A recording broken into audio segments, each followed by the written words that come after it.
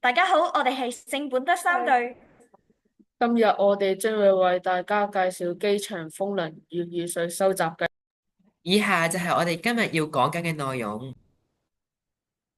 我哋已經結合 AI 作出可能性分析，得到飛機單次起降嘅能量可能產生接近10至20度電，接近一個3人家庭單日用電需求。接下嚟係風能同埋雨水收集裝置嘅介紹。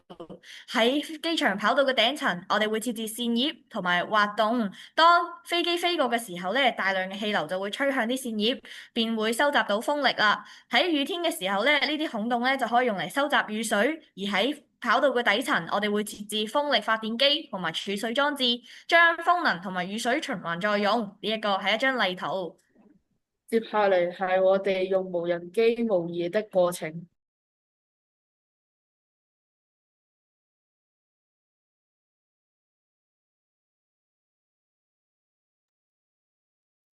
至於預估可以收集能量方面，根據運輸及物流局局長網誌，機場三嘅跑道長度係3800米，而我哋嘅模型長度係60厘米。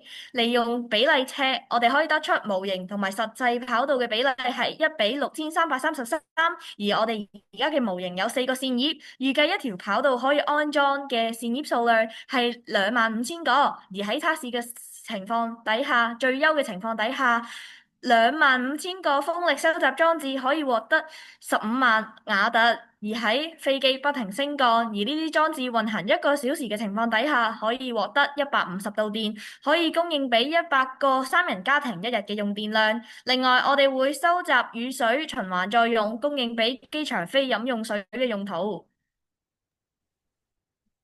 為咗推動環保理念，本計劃期望結合風能回收同埋雨水循環兩大技術，希望可以幫到香港喺2050年前達至碳中和。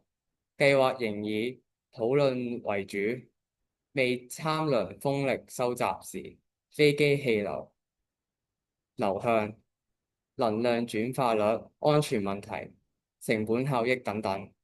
希望計劃得以完善，可將該模型擴展至其他國際大城市，喺全球範圍實踐 ESG 政策。